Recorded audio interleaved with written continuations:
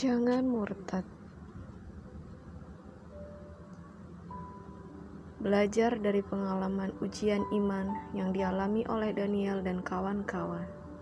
Ketika Daniel dan ketiga kawan-kawannya yang bernama Hana, Misael, dan Arzaya,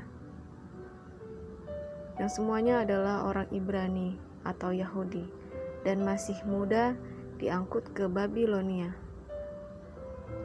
Akibat dari penaklukan kerajaan Yehuda oleh bangsa Babilonia di bawah pimpinan Raja Nebukadnezar yang sedang berkuasa pada saat itu.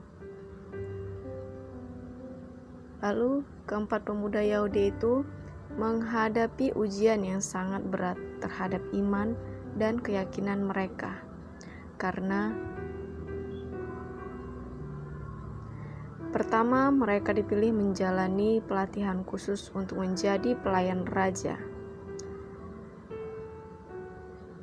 Raja-raja kuno sering merekrut beberapa tawanan terbaik yang tujuannya adalah untuk mengalihkan supaya mereka menjadi setia kepada raja dan para dewa dalam kekaisarannya yang dianggap telah menangkap mereka.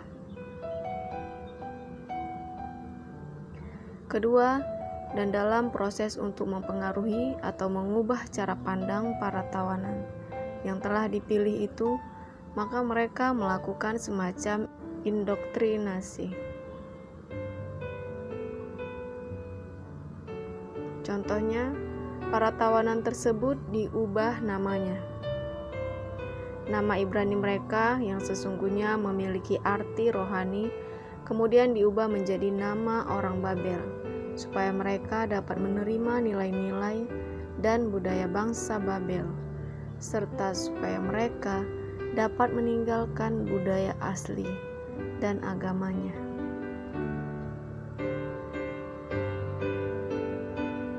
Ketiga, nama asli keempat pemuda Ibrani yang menunjuk pada Allah Israel yang benar, kemudian diganti dengan nama-nama yang menghormati dewa asing.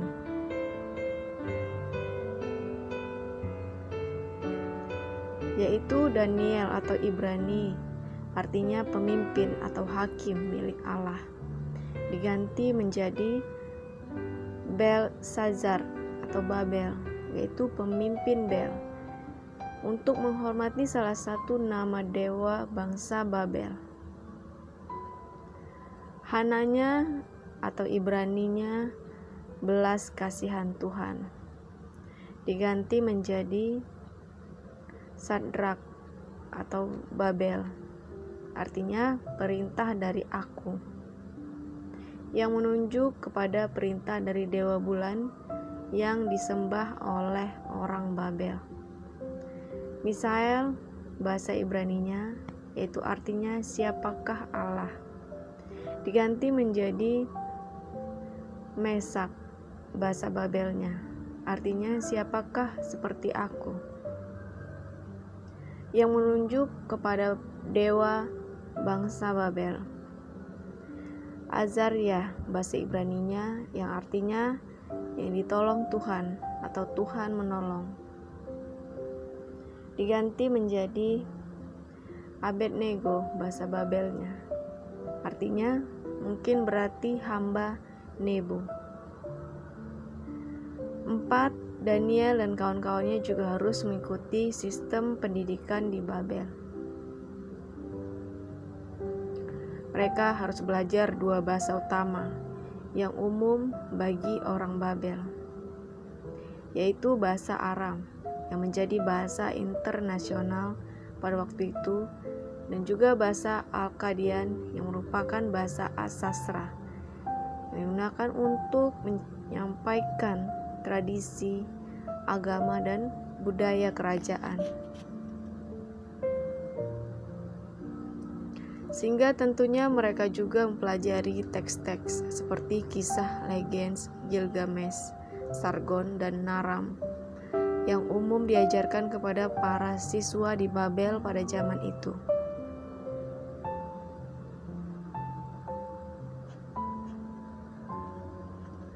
Kelima, Daniel dan ketiga kawannya juga diharuskan makan dari meja makanan raja. Pada zaman kuno, hal itu mempunyai arti kesetiaan yang tak terbagi kepada raja dan mencerminkan sikap ketergantungan mereka padanya. Padahal makanan raja tersebut sebelum disantap biasanya dipersembahkan terlebih dahulu kepada dewa-dewa kerajaan.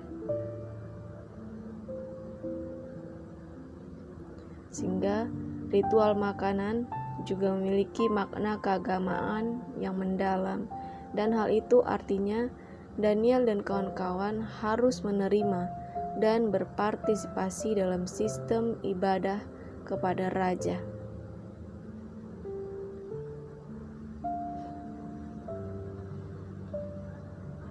Melalui campur tangan Allah yang menganugerahkan hikmat dan kebebasan memilih, Daniel dan kawan-kawannya dapat menerima semua ketentuan tersebut, kecuali tentang makanan.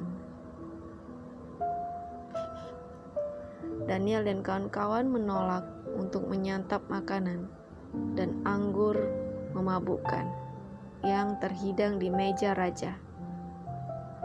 Alasannya, pertama, makanan dari meja raja mungkin berisi daging yang tidak halal.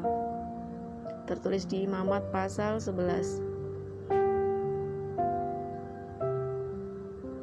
Kedua, karena makanan tersebut pertama-tama dipersembahkan dahulu sebagai santapan bagi patung dewa, dan kemudian dikirim kepada raja untuk dikonsumsi.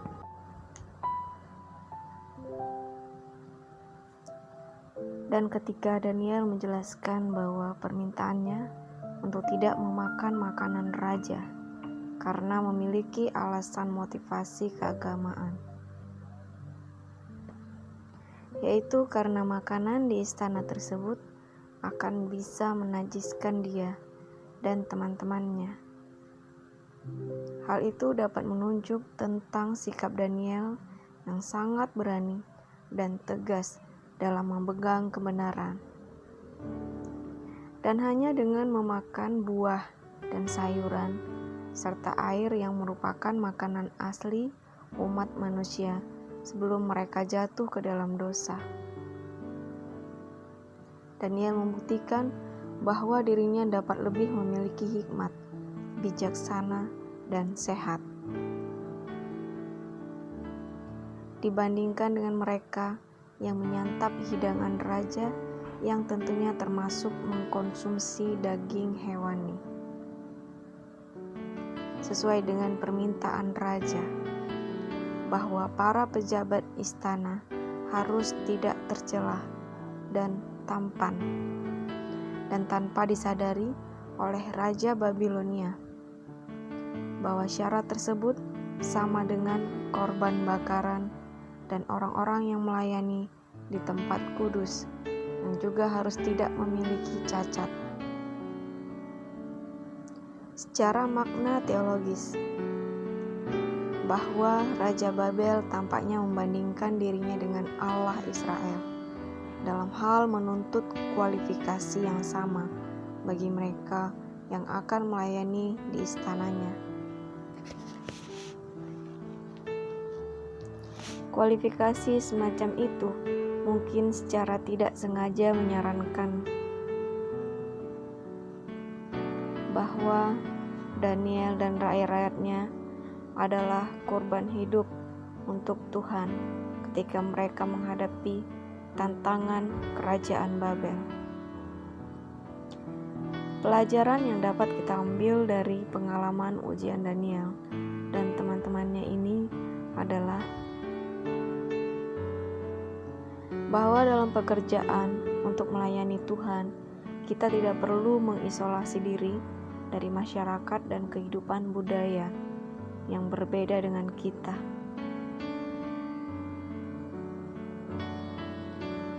Intinya, jangan murtad. Dalam memegang kebenaran kita, tidak boleh berkompromi dengan hal-hal yang tidak sesuai dengan nilai-nilai kebenaran yang telah kita miliki.